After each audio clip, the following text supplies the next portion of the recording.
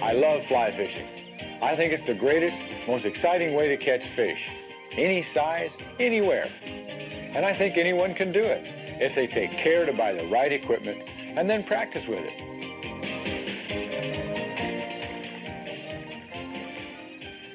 Hi, I'm Bob Gard.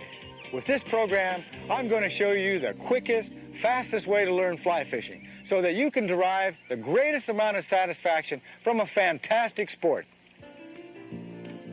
I'll show you how to select a balanced fly fishing outfit and then put it together. I'll get you started with a few basic casts. And then you'll join me as we go fly fishing for bluegills, fly fishing for trout, and fly fishing for largemouth bass. To get the most out of this tape, put that VCR of yours to work. Hit the pause button, use the rewind and replay. You know, this isn't just another one of those TV fishing shows. This is your ticket to the world of fly fishing. Having the right equipment is no guarantee that you'll catch fish, but it sure helps.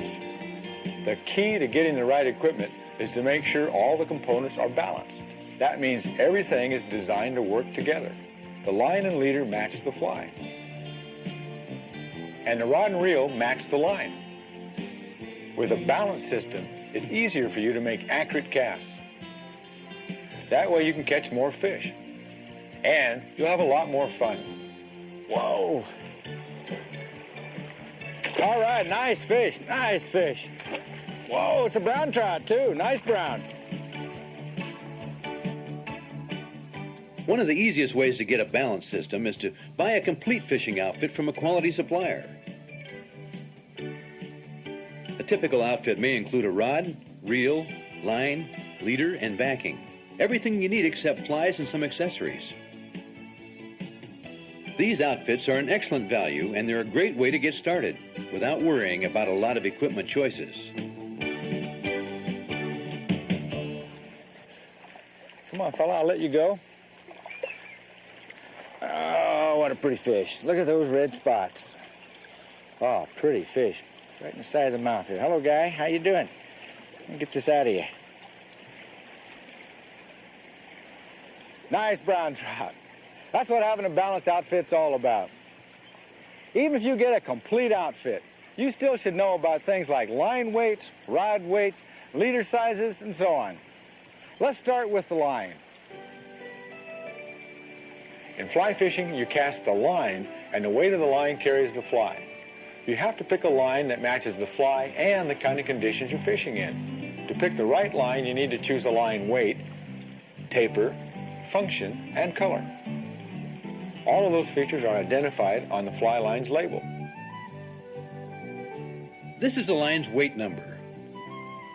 The weight number refers to how much the first 30 feet of line actually weighs. Fly lines come in weights 1 through 13, with 1 being the lightest and 13 the heaviest. Your first line should be a 6 or 7 weight. These are the best weights for learning to cast. If you're going after panfish, you'll have more fun on a 6-weight system than a 7. A 6 weight is also a good size for stream trout. But if you're going to do some bass fishing, go for the 7 weight. A 7 weight also has the power you need for longer casts in windy conditions typical of large western trout streams.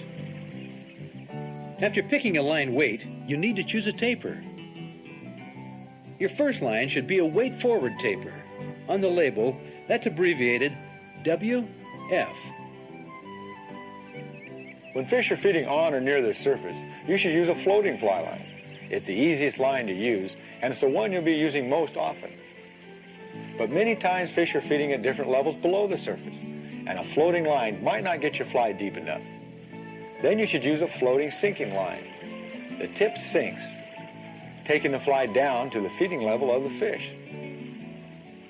The rest of the line floats, making it easier to pick up and cast.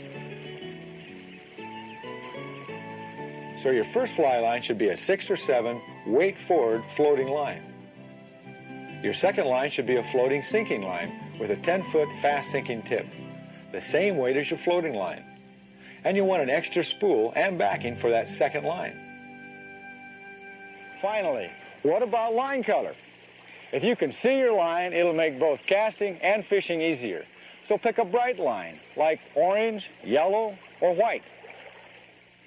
Once you've picked your line weight, it's easy to pick a rod. Just make sure it matches the line weight you've chosen. The label on a fly rod shows the weight of the line it's designed to handle, like a 6-weight rod for a 6-weight line. Some rods are designed to handle 2 line weights, like a 6-7-weight rod. A 6 or 7-weight fly rod should be between 8 and 9 feet long. With today's technology, graphite is definitely the best choice for a first rod. It gives you the most performance for your money. Pick a reel the same way you pick a rod. It should match your fly line. Most reels are designed to hold a specific range of lines plus backing. For example, a 4-5-6 reel or a 7-8 reel. There's one more part to a balanced system. That's the tapered leader with its tippet. This section of clear monofilament line makes the fly look like it's floating or swimming naturally. Like your fly line, the leader should be tapered from a thick butt section that ties onto the fly line down to a thin tippet that ties onto the fly. You can buy tapered leaders in a wide variety of sizes and lengths. The X number tells you the diameter of the tippet section. The higher the X number, the thinner the tippet. The smaller the fly, the thinner the tippet you should use. For trout, you'll frequently use flies in the 12 to 16 size range. The size number refers to how big the hook is. A 4X leader matches those flies. And for trout, you'll probably want to use a 9-foot leader. Panfish flies are usually bigger than trout flies, so a 3X leader works well with them. Panfish are not as leader shy as trout can be, so you need only a 7.5-foot leader. Bass flies are much bigger, and you'll need a thicker tippet to fight the fish out of the weeds. Use an OX leader, 7.5 feet long. As you change flies, you cut off part of the tippet, and eventually you'll use it up. Rather than putting on a whole new leader, just tie on more tippet material. So when you buy leaders, also get some extra tippet material in the same X size. We've shown you how to pick the right fly fishing system. First, you decide what fish you're most likely to be fishing for, like panfish, trout, or bass. Then you pick a line and leader to match the kind of fishing you want to do. The rod and reel should match your choice of line. The result is a balanced fly fishing system that meets your needs and provides the greatest satisfaction and enjoyment. Now that you've got all the pieces, let's put them together. You may want to do this in front of your TV, pausing and rewinding the tape as we go along. First, let's set up the reel. Most reels come from the factory set up for right-hand cranking. For anglers like Bob, that's fine. He prefers to cast with his right hand, his dominant hand. Then he switches the rod over so he can also crank the reel with his right hand. Many other anglers like to cast with their dominant hand and crank the reel with the other. That way they don't have to switch hands. At 3M Scientific Anglers, we highly recommend learning to cast this way, but you should do whatever feels comfortable to you. To switch the reel to left-hand cranking, you'll have to change the internal drag. Each brand's a little different, so follow the instructions that come with the reel. After you've set up the reel the way you want it, slip it onto the reel seat on the rod. Make sure you have the reel handle on the side that you want to crank. Then tighten it firmly but not too tight. You'll want to take the reel off for storage or travel. This is how the reel will look after you've filled it with line and backing. Fill it with enough backing so that the line comes up to within a 1/4 inch of the rim of the spool. Now here's how you put on the backing. You should have a 100-yard spool of 20-pound test Dacron backing. It'll be easier to tie the backing on the spool if you take it out of the reel first. Thread the backing through the stripping guide. That's the guide closest to the reel. Then thread the backing through the reel. Watch where you thread the backing through. Wrap the backing around the spool the same way it will wind on when you crank the reel. To secure it, tie one overhand knot in the tag end of the backing. Tie another overhand knot around the backing that goes to the stripping guide. Pull the tag end knot tight first. Then tighten the other knot. Give the backing a firm, smooth pull to snug the knot against the arbor or axle of the spool. Then put the spool back on the reel. Make sure you don't get the backing caught in the reel when you put the spool on. Use your thumb and finger to keep some tension on the backing as you wind it on. Move it back and forth so the backing winds on in even layers. You can put the spool of backing on an unsharpened pencil held between your knees. The instructions that come with your reel should tell you how much backing to put on. In many cases, you'll be able to use the whole 100-yard spool. Now when you wind on the fly line, make sure you tie the end labeled "this end to reel" to the backing. If you get a weight-forward line turned around, you simply won't be able to cast it. Thread the line through the stripping guide. If your line comes in loose coils, put it over a rolled-up magazine or newspaper. That will keep the line from tangling as you wind it on the reel. Now for your first real fly fishing knot, the nail knot for tying the backing to your fly line. You'll need a small tube to tie this knot. You could cut off about 1 inch of the ink tube in a ballpoint pen. Even a little swizzle stick will work. We're going to use a rope kit so you can see how to tie this knot. The blue rope is the fly line, and the white rope is the backing. Hold the tube and the backing about 1 inch from the end of the fly line. Leave yourself a tag end of about 6 to 8 inches of backing to work with. Take the tag end of the backing and wrap it around the fly line, the tube, and the backing that goes to the reel. Wrap it snugly and keep it tight with your thumb and forefinger. Wrap it around 5 times from left to right, keeping the wraps snug and even. Don't put the wraps over each other. Then put the tag end of the backing through the tube. And with your thumb and forefinger pinching the wraps, carefully pull out the tube. Then alternately pull on the tag end of the backing and the backing that goes to the reel. That will tighten up the knot. Test the knot by pulling firmly on the backing and the fly line. Trim off the tag ends as close as you can. That'll let the knot slip cleanly through the guides. This is what your finished nail knot should look like. As you wind the fly line onto the reel, make sure the line comes off its holder the same way it winds onto the reel. That keeps the line from getting twisted. Pinch the line to keep some pressure on it and move the line back and forth to wind it on in even layers. Now you can tie on the leader. Use the same nail knot you used to tie the line to the backing. Remember, the thick butt section of the leader ties onto the line. Wrap the butt section of the leader around the tube and the fly line. Then put it through the tube and tighten the knot. Your finished knot should look like this. Your tapered leader already has a tippet section, so you don't have to add more now. But once you've changed flies a few times and cut off most of your tippet, you'll want to add more. You do that with a surgeon's knot. Take a 24 to 30-inch piece of tippet and overlap about 6 inches of it with the leader. Make a loop with the 2 pieces and pinch it together with your fingers. Bring the tippet and leader back through the loop just like tying an overhand knot. Then bring them back through the loop again.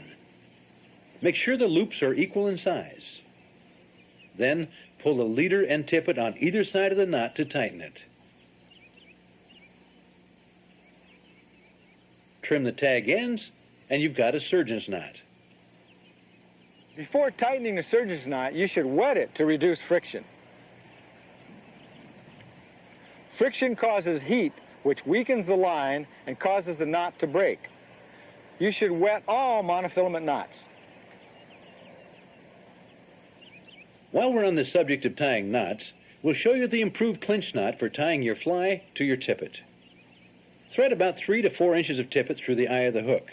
As you get better with this knot, try to use less and less tippet. That'll make the tippet on your leader last longer. Wrap the tag end around the tippet 5 times. Put the tag end back through the loop next to the hook eye, but not through the hook eye itself. Then, thread the tag end through the bigger loop you've just made.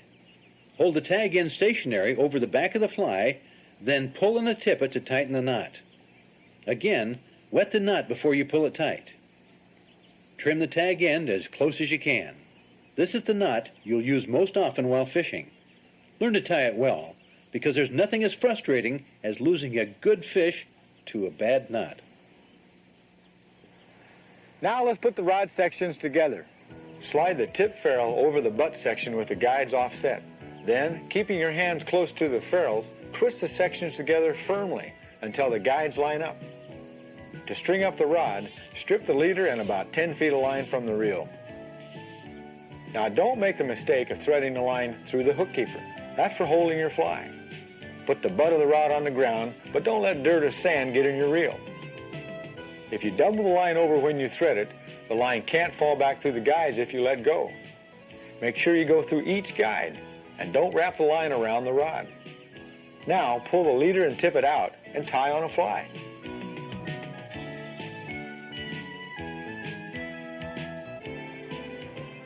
Now that you've put your system together, let's go practice some fly casting. To practice fly casting, you'll need an open area about 80 feet long by 30 feet wide. A smooth cut lawn at a school or park makes a good practice field. For practicing, you should have a 7.5 foot leader on your line with a bright piece of yarn tied on for a practice fly.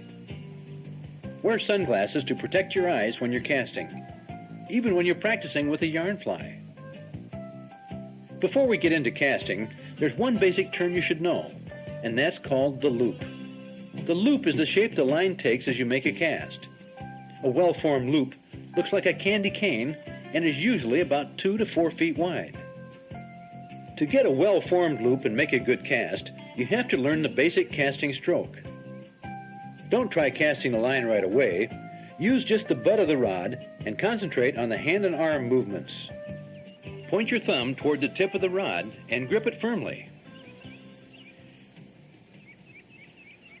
Now here's the basic casting motion for getting a good loop. It's the foundation for all the casting techniques you'll learn later. Let's take a closer look at each part of this movement.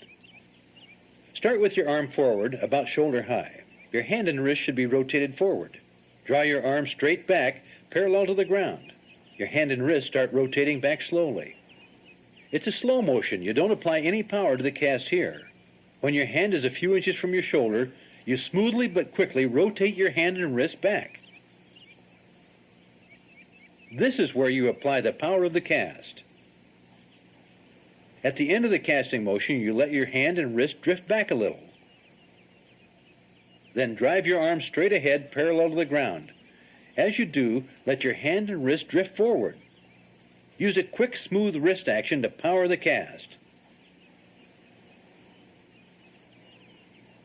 Then let your hand and wrist drift forward. As you're practicing, concentrate on making a quick, smooth wrist motion. But don't exaggerate it. It's a tight, controlled movement over a fairly small angle. Now let's see the basic casting stroke from the opposite side. Imagine you're standing next to a big clock. As you begin moving your arm back, the rod drifts up to the 11 o'clock position. Then you apply the power with that slight wrist motion, quickly and smoothly flipping the rod back to 1 o'clock. Don't power the rod back any further. Just let it drift down a little bit as you finish the basic casting motion. Then drift the rod up to 1 o'clock as you begin the forward stroke. Power it to 11 with a quick, controlled wrist motion. Don't push it any further. finish the motion by letting the rod drift down a little in front of you. Keep the power of your cast between 11 and 1 on the clock. We recommend that you rewind this tape and review the basic casting stroke several times.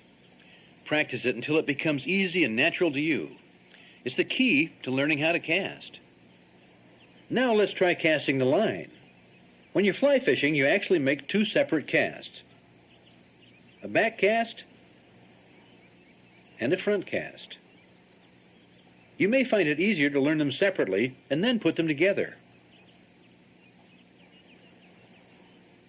To begin, strip enough line off the reel so you can pull about 30 feet out past the tip of the rod.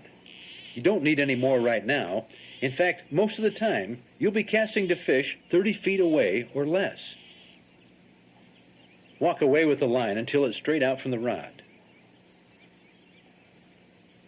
Stand with your feet about shoulder distance apart. You want to be at a 45-degree angle to the line. Then you can watch the line as it goes behind you when you're practicing.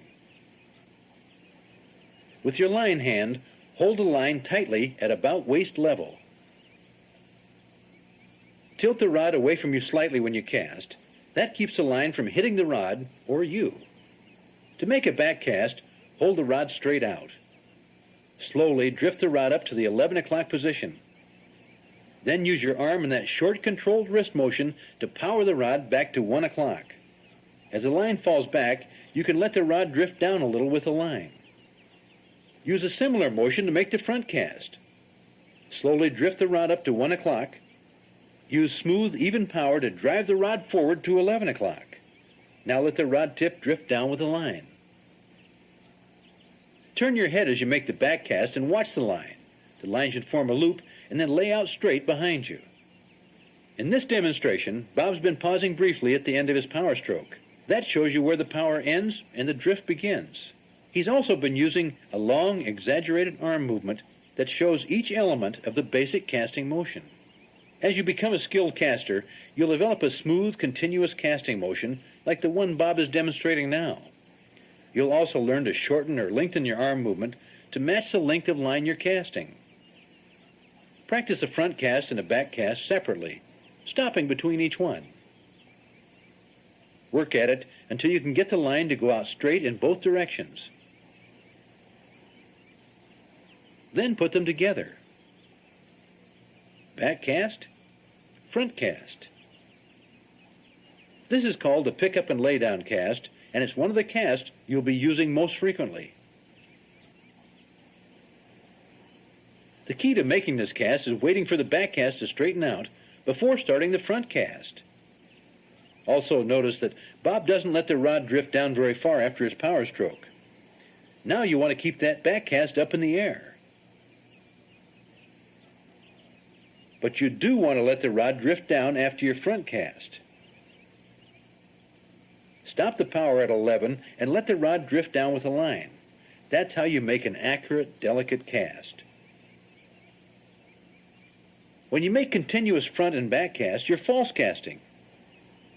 You still make the basic casting motion, except now you keep the rod from drifting down on both the front and the back cast. You want to keep those loops up in the air. You can use false casting to dry off your fly or change the direction of your cast. Watch how Bob changes direction a few degrees at a time. And then he makes his cast. When you're able to make a good front cast, the next step is to try shooting line. Shooting lets you cast further. Then you can cover more water and put the fly in front of more fish. For shooting, you need to have a few extra yards of slack line between the reel and the stripping guide.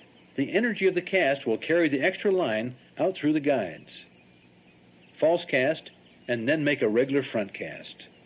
Stop the rod at the 11 o'clock position and let go of the line. Make an O with your fingers to guide the slack line as it shoots.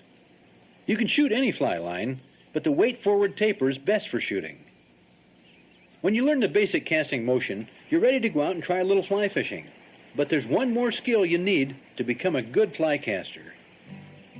We'll show you how to identify and correct the most common problems that beginners face.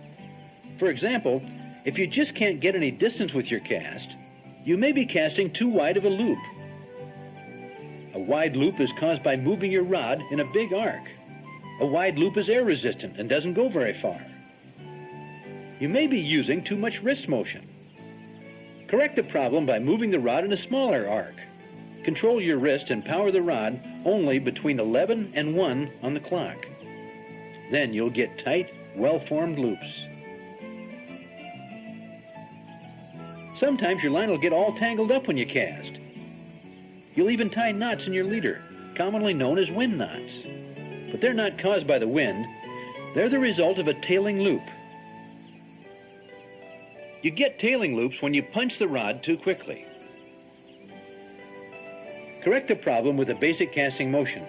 Apply smooth, even power to the rod between 11 and 1. Don't punch it. Move the rod tip far enough so you can accelerate it smoothly. Here's a problem everyone has at one time or another: driving the rod tip down when you make your final cast or delivery cast. Even if you have a good false cast going, driving the rod tip down ruins your loop and the cast. So when you make your delivery cast, don't change your casting stroke. Stop the power and let the rod drift down with a line. We've shown you some basic casting techniques to get the fly out to the fish, but your retrieve is just as important. After the cast, always put the line under your first or second finger. It gives you control of the line as you strip it in. To set the hook on a fish, just grip the line with that finger and bring the rod up in a smooth motion. Remember, get that line under your finger as soon as you can after the cast. It should become second nature to you, an automatic part of your cast. Sometimes you don't have room for a back cast. Then you'll have to use the roll cast. You can't really practice a roll cast on grass.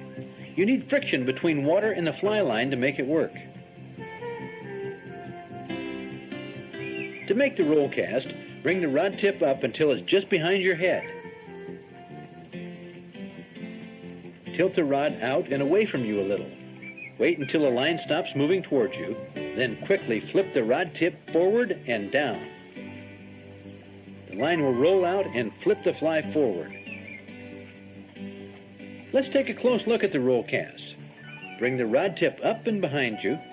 Move the rod to the vertical position. You're not really applying power now.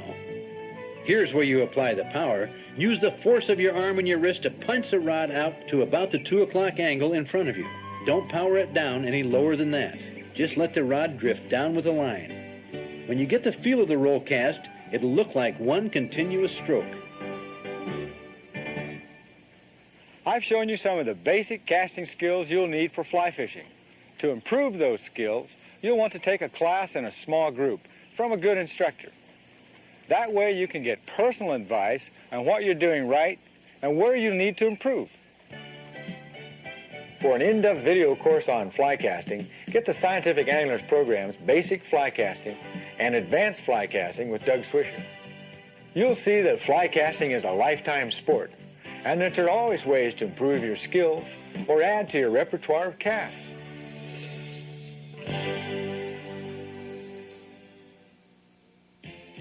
Bluegills are one of the most available and enjoyable fish you can catch on a fly rod. But to catch bluegills or any kind of fish, you need to understand the basics. Let Bob Gard get you off to a good start with a formula for successful fishing. It's often said that 10% of the anglers catch 90% of the fish. Basically, that's true, because most people don't know the formula for successful fishing. It's really not that complicated. 1, you've got to find locations where fish live and feed. 2, you need to understand fish behavior, especially what they eat and how they eat it. And 3, you must be able to make the right presentation to catch fish. That includes selecting the right fly and making a cast that gets the fly to where the fish are feeding. Location plus behavior plus presentation. It's a proven formula you can use to catch any kind of fish. Let's use it and go fly fishing for bluegills. To catch bluegills, look for a location like this. Shallow water, about 10 feet deep or less, with lots of plant growth, like those lily pads out there. Or weed beds like this, with plants growing up to the surface. Weed beds with pockets of open water next to them are great. That's because you'll often catch fish on the edges between cover and open water. Bluegills use shallow, weedy locations like this because they can find plenty of food and cover here.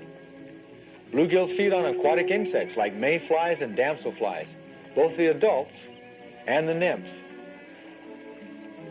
They also eat terrestrial insects that fall in or blow in from the shore. And bigger bluegills will eat smaller fish, like minnows and even their own fry. Bluegills use weeds as cover to hide from bigger fish that feed on them. But weeds aren't the only kind of cover they use. Cover can also be the shade created by a dock on a sunny day. Or it can be the branches of a tree that's fallen in the water. Or a brushy shoreline. But when bluegills spawn, adults come into very shallow water to build their nests.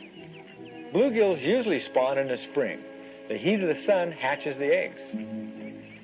After you've picked a good location, think about how the bluegills are behaving. And when you're fly fishing, the behavior you're most interested in is their feeding level. When bluegills are feeding actively, they'll often take food floating on the surface. At other times, they may be feeding just below the surface, but they won't strike at something floating on the top. Sometimes, weather conditions will force the fish deep into cover. They may strike if you can put a slow-moving fly right in front of them, but it's a tough fishing situation.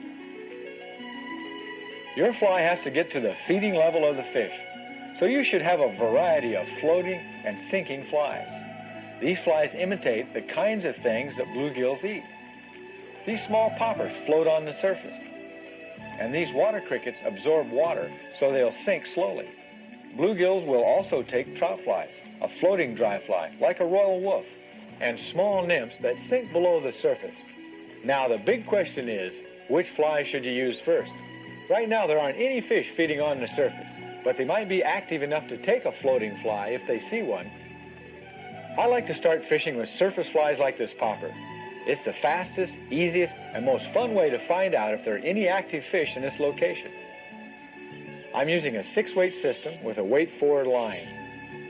The leader is 7.5 feet long, tapered to 3X. I'm tying on the fly with an improved clinch knot. Use pliers to pinch down the barb of the hook. Do it carefully so you don't bend the hook itself or break the point. With the barb off, it's easier to get the hook out and release the fish unharmed. For safety's sake, you should always wear a hat and sunglasses to protect your eyes while casting. A good pair of polarized sunglasses takes the glare off the water and helps you see the fish. Now let's see if the fish will go for that popper. Here's how you get started. Strip about 30 feet of line off the reel. Then move the rod tip back and forth just above the water, feeding the line out with your hand. Make a roll cast to straighten the line. Then a pick up and lay down cast. Don't just cast randomly. Concentrate and pick a target. You may not always hit it, but that's the way to improve your casting skills. In a situation like this, where you have an area of cover next to open water, try to put your fly right next to or just inside the cover. That's where the fish are probably feeding.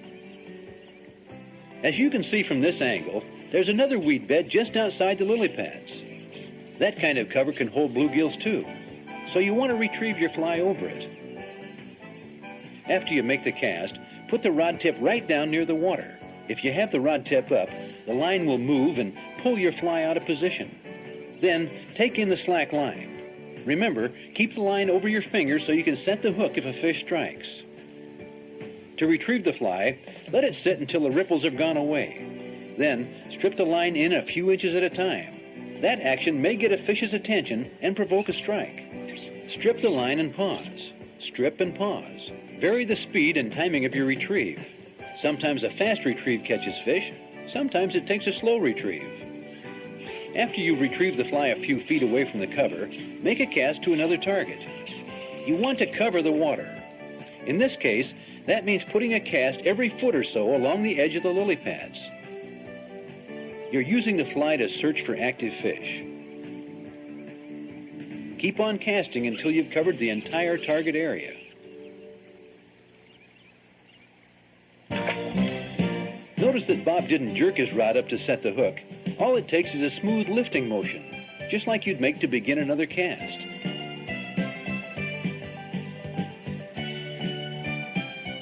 Keep the rod tip up.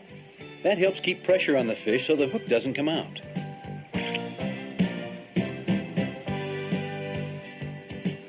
Before you land the fish, get your hand wet. That way you won't hurt the fish's protective coat of slime. Watch out for the bluegill's spiny dorsal fin. To avoid getting spiked, push the fin down and grasp the fish gently.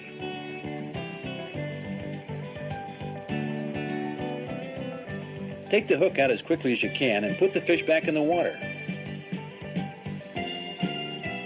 Rest him up a little and he'll swim away under his own power.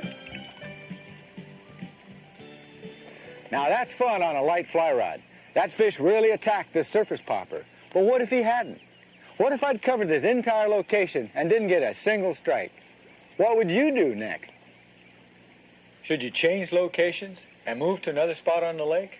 No, not right away. First, you should try a different fly.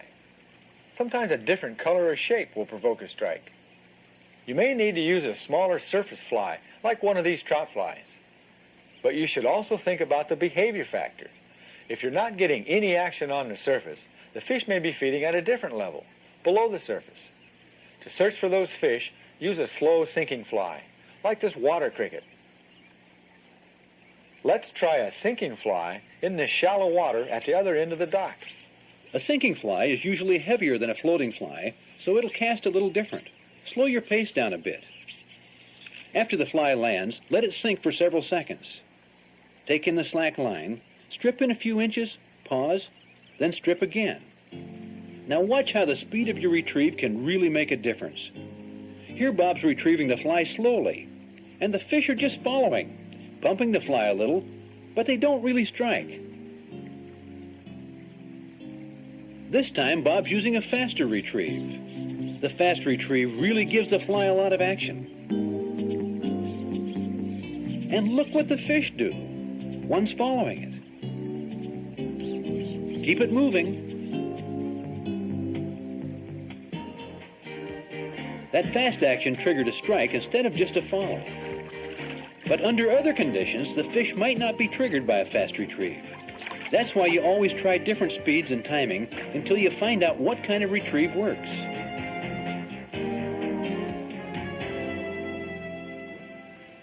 This sinking water cricket got to the feeding level of the fish, and the fast retrieve made the fish hit. But what if I'd fished this fly for 15 minutes or so and didn't get a strike? Then I'd change my presentation again. You might change from a floating line to a wet tip line, so you could present the fly at a deeper feeding level. A nymph would be a good pattern to use with that wet tip line. Or it may be time to try a different location. Look for a different kind of cover than your first location. For example, a spot that has more shade, more brush, or deeper water. Or you might just have to wait. When fishing slows down in the middle of the day, it often picks up again in the evening or the next morning. The main thing to remember is be flexible. If you're not catching fish, do something different. And when you make a change, think about your formula for success. Think about location. Find a spot that has good cover for bluegills. Remember to fish the edges between cover and open water. Think about behavior. Start with a surface fly and then go deeper and deeper until you find the feeding level of the fish. Think about presentation. If you aren't catching fish, change flies. Try a different size, shape, or color. Vary the speed and timing of your retrieve. Catching bluegills is a great way to learn the basics of fly fishing. And when you're able to consistently catch bluegills, you'll be ready to go after bigger and more challenging fish.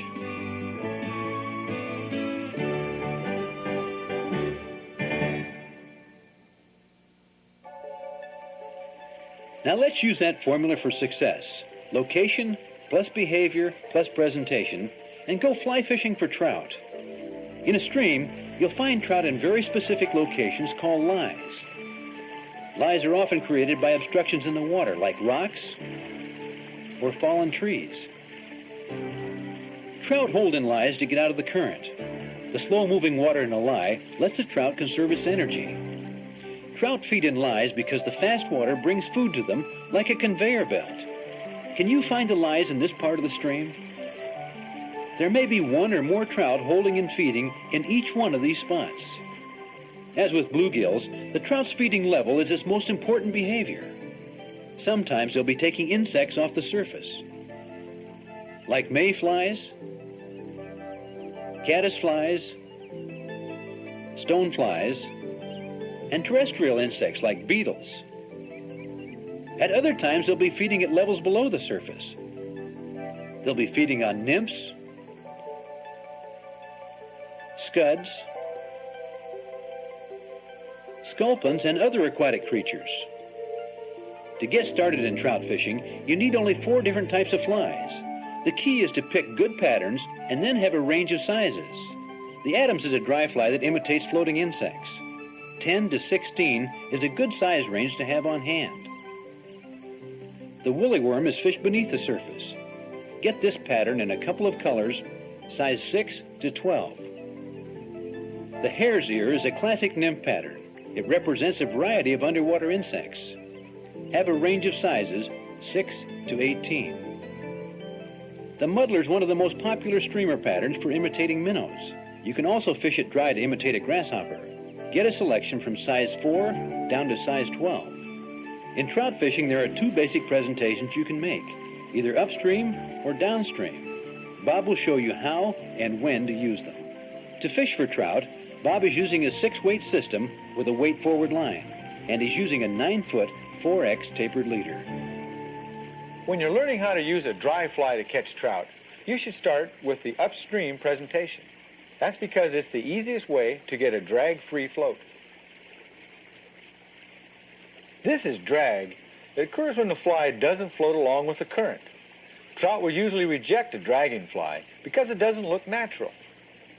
When you cast upstream, your fly and fly line all float back to you at the same speed, so the fly doesn't drag. It floats naturally, so the trout are more likely to strike.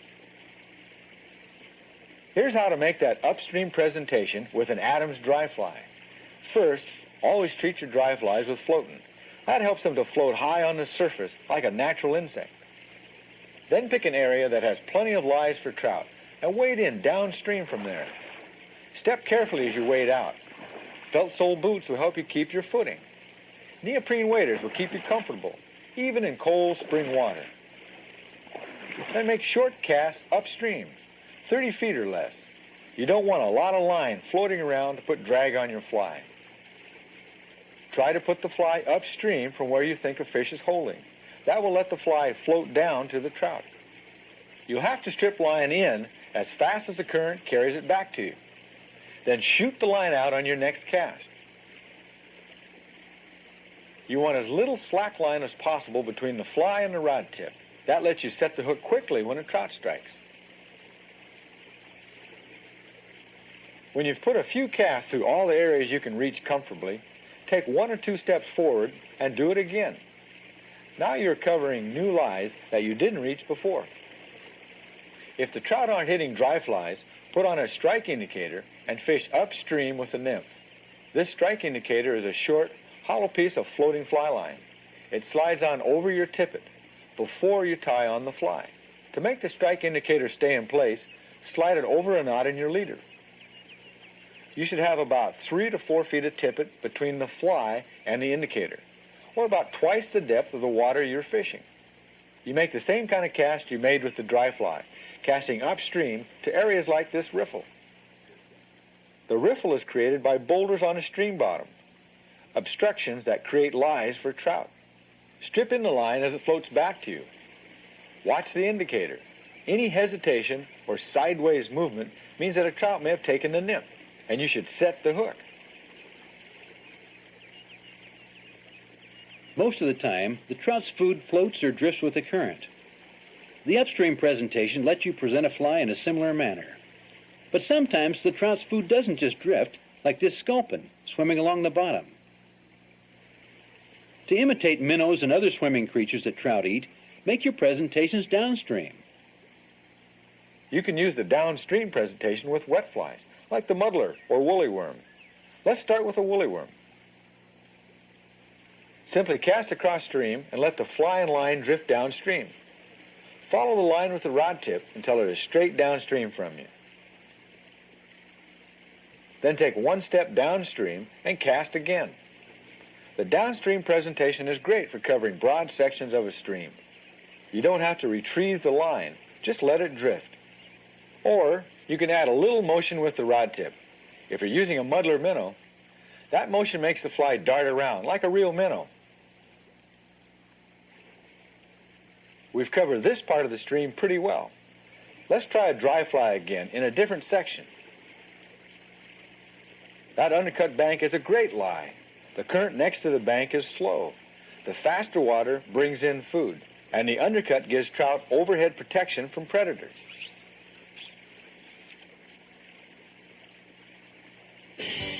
Set the hook with a quick, smooth movement.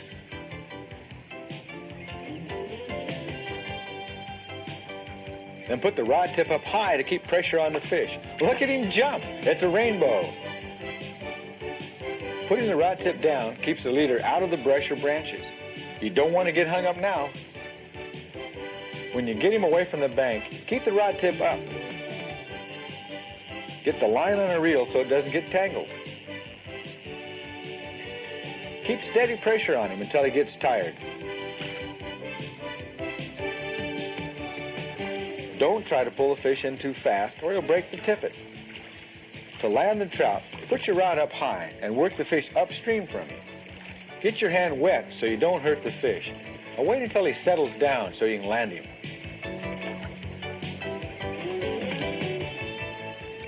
Just grasp him gently. Get the hook out as quick as you can. Taking that barb off the hook really makes this easier. Then hold the fish facing upstream. Don't let him go until he's recovered enough to swim away under his own power.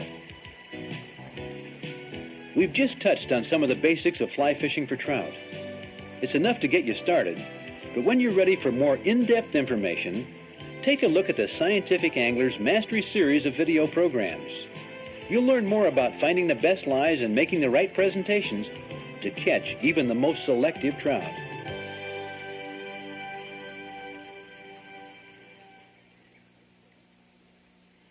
Quiet farm ponds like this can offer some great bass fishing, especially on a fly rod. Let's see how we'd apply our formula for success. Bass use many of the same kinds of locations as bluegills and other sunfish. In fact, the largemouth bass is a species of sunfish. Look for bass in shallow water, 10 feet deep or less, water that has a lot of plant growth. Bass are structure-oriented fish, which means you'll usually find them next to objects in the water, like weeds, logs, branches, rocks, and docks. Bass use this kind of cover as a hiding place from which they can ambush their food. Bass eat large insects. They prey on other fish like bluegills and minnows. Basically, a bass will eat anything it can get in its mouth, including frogs, snakes, mice, even small birds. To catch bass consistently, you have to understand how they identify and select their food. That's an important part of their behavior. Bass are predominantly sight feeders. They identify prey by how it moves in the water. A bass often waits until it can see something that moves like it's crippled or trying to get away. Then it strikes. Bass feed on the surface and at different levels below the surface, so you need both floating and sinking flies. But you also have to pay a lot of attention as to how you retrieve the fly. You have to make the fly look like something the bass would want to ambush and eat. Let Bob show you how to do it. To fish for bass, I'm using a 7-weight system with a weight-forward line. That's heavy enough to handle all but the biggest bass flies. My leader is 7.5 feet long, tapered to OX. That's equivalent to about 10-pound test. This is a typical floating bass fly, a deer hair popper. The monofilament loop is a key feature of a good bass fly. A wheat guard. It keeps the hook from getting caught in weeds and branches. That's important because to catch bass, you've got to get your fly right into cover. That's where bass live. I'm going to fish with another bass fly, a hard-bodied popper. The curved lip makes a big plopping splash when you retrieve it, and the rubber legs give it a lifelike action. Those are features that provoke strikes. This is a good bass location. The water is shallow and there's lots of weeds. Concentrate your fishing along edges, like that edge between the lily pads and open water. That's one of the most likely places where a bass will ambush its prey. When you cast a big, air-resistant fly, you've got to slow down your pace a little. Turn around and make sure the back cast straightens out before you start the front cast. After you make the cast, put your rod tip down near the water. Point the rod straight at the fly and take in the slack line. Keep the line under your finger. Now you're ready to set the hook quickly. Let's work on the retrieve. That's the most important part of your presentation to a bass. The first thing you could try is just letting the fly sit. And sit. Be ready to set the hook, because a bass could come up and just blow that bug right out of the water. Then give it a little pop and let it sit some more. Don't move the rod. Strip the line to move the fly. Keep the rod tip down, pointed at the fly, so you're ready to set the hook anytime. You're trying to make the fly look like something that's wounded or crippled. An easy meal for Mr. Bass. I call this the mill and mouse retrieve. It looks like a mouse or small animal swimming. To the bass, it might look like a meal trying to get away. Don't use the same retrieve over and over. Try long strips, then short strips. You're trying to find out what the bass wants. Hold your rod tip up to put pressure on the fish. That keeps the hook in the bass's mouth and helps you get the fish out of the weeds. A hooked bass heads for cover. You probably won't have time to get the line on the reel, so just keep stripping, pulling right in over the weeds if you have to. It's a lot of fun to catch bass with surface flies, but bass often feed at levels below the surface. To reach those fish, you need to use sinking flies, like this rabbit fur fly.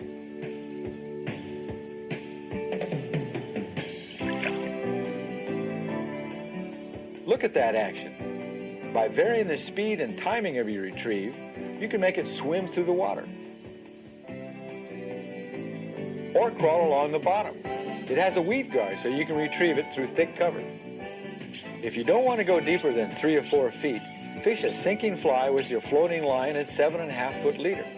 But if you want to fish deeper, and especially if you want to crawl that fly along the bottom, use your wet tip line. You don't need a long leader on a wet tip. Use the nail knot to tie a 3-foot piece of heavy tippet material to the end of the fly line.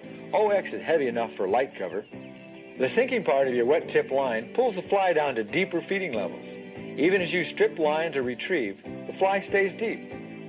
Because the tip sinks, you may have to make a couple of roll casts to get the line and fly up to the surface. Then you can make a regular straight line cast.